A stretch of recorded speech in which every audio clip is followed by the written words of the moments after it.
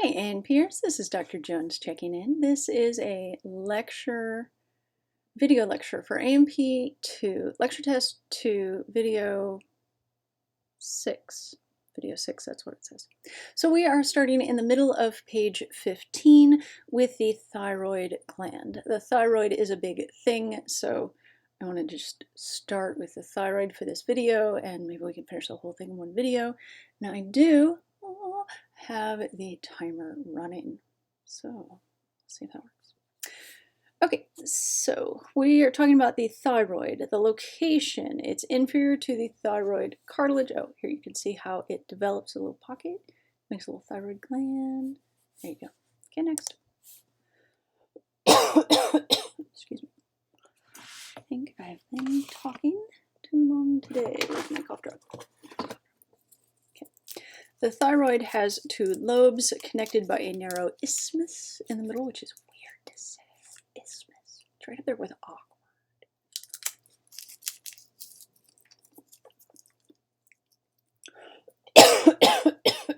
Excuse me. Thyroid follicles. Normally we would have had this conversation in lab already, but I don't think I have a lab video for this part yet. So we will have this conversation as we go through. Just let me see if I can find you a good picture. There we go, good picture. So the thyroid has these, I think we were doing blue. Thyroid follicles. The thyroid follicles are like water balloons. And the balloon part are follicular cells, thyroid follicle cells. And inside the water balloon is the thyroid follicle, the follicle cavities, and they are filled with colloid. And the main thing that we care about in the colloid is the thyroglobulin. And globulin means like spherical, like globe, globulin. So that's why. Okay, and also C cells make calcitonin. Calcitonin is abbreviated capital C, capital T.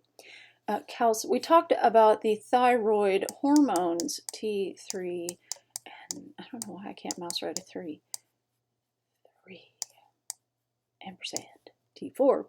T3 and T4 are controlled by the thyroid stimulating hormone from the anterior pituitary gland.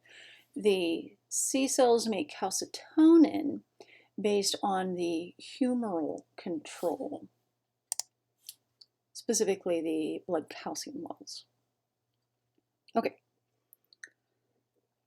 So the synthesis of thyroid hormones, that all went in that first little thyroid location and anatomy bit on the note set.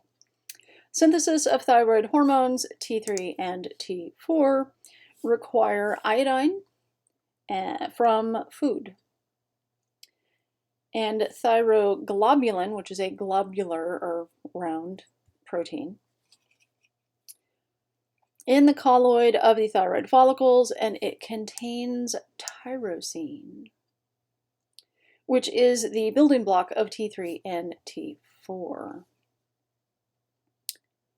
That says tyrosine, and this says tyrosine. I think it's tyrosine. Okay, next. The steps, bottom of page 15, number 1. The iodide ions from your diet are pumped into the cell. And I want you to make note of this. This pump is THS sensitive, which means it only works in the presence of thyroid stimulating hormone. No thyroid stimulating hormone, no pump iodine into the cell, no make TSH, thyroid hormone. Okay. What I meant, not what I said. Okay. So number 2 happens at the apical surface. The I negative is turned into I neutral, attached to the tyrosine in the follicle cavity. Here. Step 3, bottom of page 15. The tyrosines stick together, making T3 and T4. T3 if there's 3 of them, and T4 if there's 4 of them. T4 is thyroxine, which is short for tetraiodothyronine. Tetra means 4, iodo means iodine, thyrine is from the tyrosine. T3 is triiodothyronine, tri for 3, like the Tri-Wizard tournament.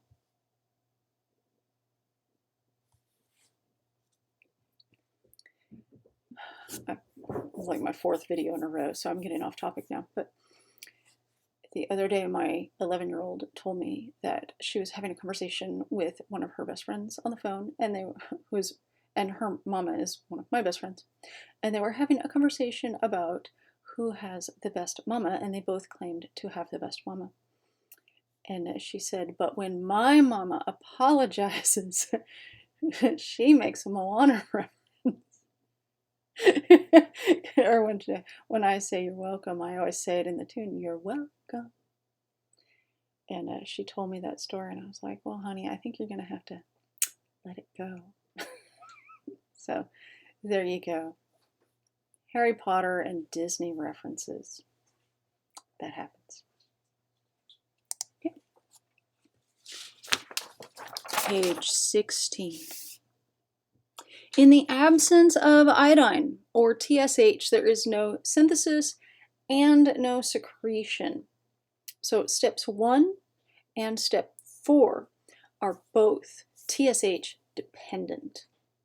So step 4, the thyroglobulin returns to the follicular cell. So in step 3, we made the T3 and T4, put it in thyroglobulin, and stuck it out into the follicle cavity. So outside of the cell, in the water balloon, in the water of the water balloon, in our analogy. So step 4, endocytosis. The thyroglobulin with the T3 and T4 is going back inside the follicular cell. Next.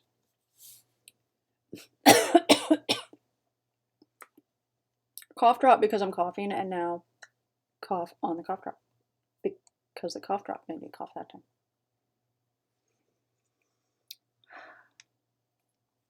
Okay, so 5, the thyroglobulin is broken down by the lysosomes. Lysosomes are my favorite because they destroy everything, except they don't destroy everything. And how do they know? And we don't know how they know. It's a mystery.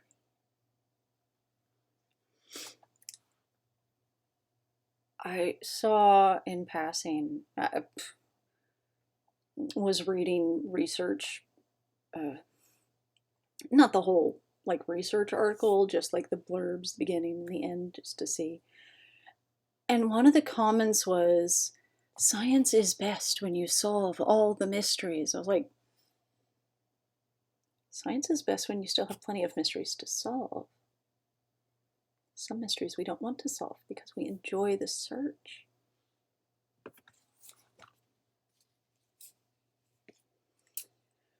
So, we were on page 5. It's apparently late enough at night that I'm highly distractible. So, we're going to keep going now. Thyroglobulin is broken down. So, you release the T3 and the T4 from the thyroglobulin because lysozymes, which are the best. And then the T3 and the T4 diffuse out of the cell. I can tell you that part is confusing for me because previously they told us that the thyroid hormones had to be transported across cell membranes, but they didn't tell us how, and now they're saying they diffuse out of the cell. So that's worth a Google. I never remembered to do it though. I was in the middle of talking when I think of it. So 90% of the, 90%, and then out of the cell and into the capillary, which of course is part of the bloodstream, takes it to the bloodstream.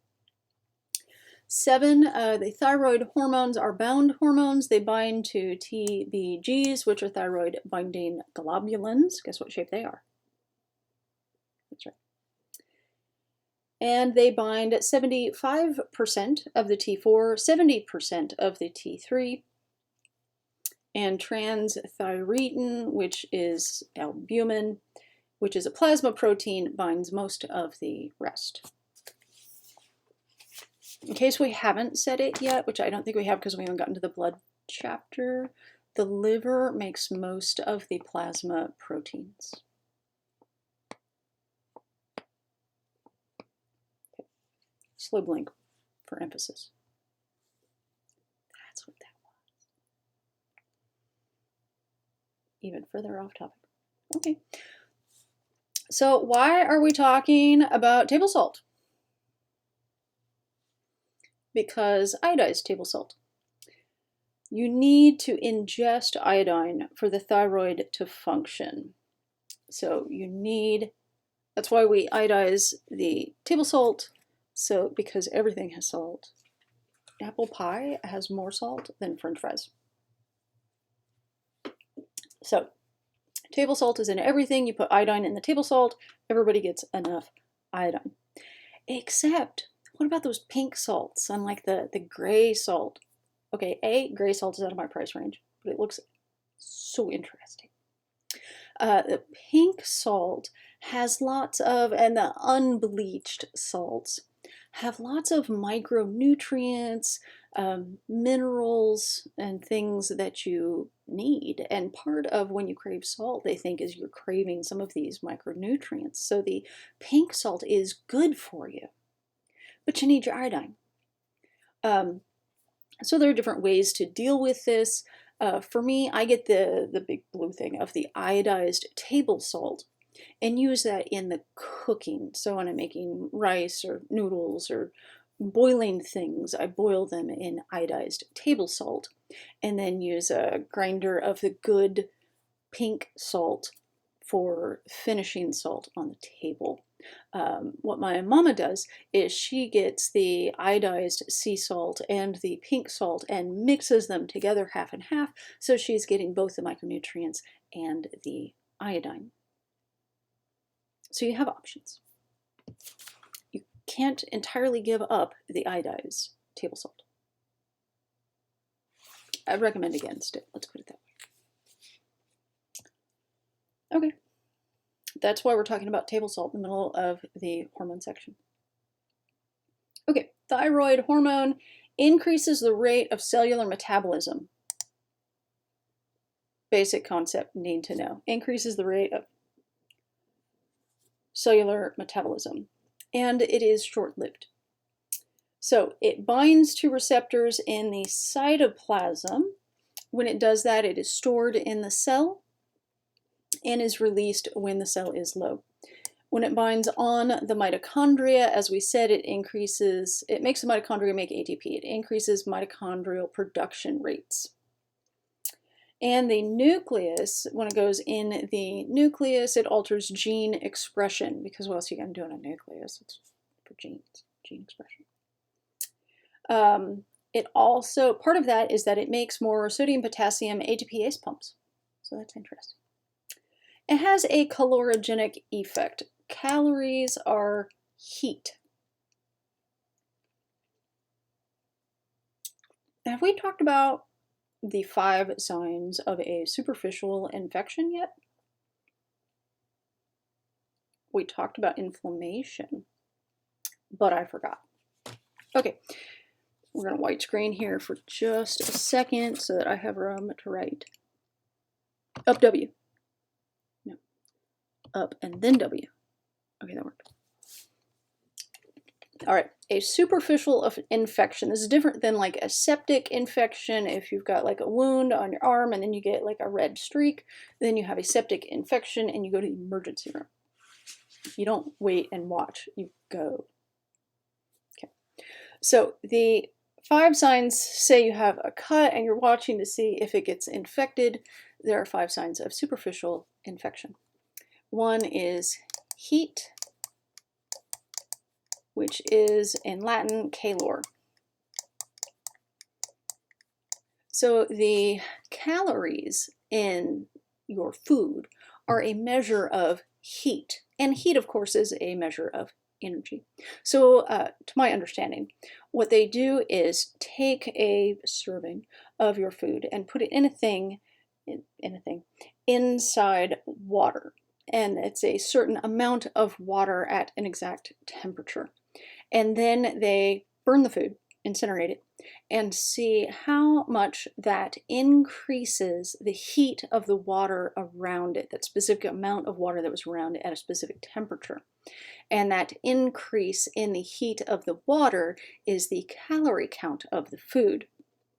To be sure, when we're talking about food calories, we're talking about capital C calories, which are actually kilocalories, not actual calories. It's like times 1,000, but okay. So heat, another sign of superficial infection is swelling. I know I'm writing with a mouse, it's terrible. So the Latin term for swelling is one I'm sure you've never seen before in your life. That was sarcasm. 2 more. So you've got calor for heat, 2 more for swelling. Also, it will hurt. Now I've got hurt from Johnny Cash stuck in my head. That's a good thing. Pain is dolor. Dolor. Calor, 2 more, dolor. Ooh, red. If it's infected, it turns red. And that is rubor.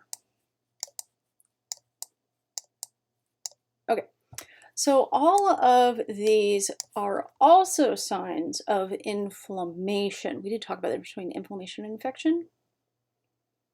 I hope so. But this last one is the kicker if you have pus. And the Latin word for pus is pus. Calor, 2 more, dolor, rubor, and pus, which I'm pretty sure was a joke 2,000–3,000 years ago, just as much as it is now. It's just fun. Superficial signs of infection. Okay, so all of that to say calor means heat, down W. Down W. Really? Oh, just the W takes you back. Oh, nice. Okay. I will work out the tag. It's new tag. There's always a workaround. Life advice with Dr. Jones. There's always a workaround. Okay, not always, but you can. Calorogenic effect, heat. We're on the next page. We weren't even on this page. There we go. The cells consume more energy and generate more heat when they have more thyroid hormone. It increases glycolysis and ATP production. So, makes more ATP, which then gets burnt, which makes more heat. So, calorogenic.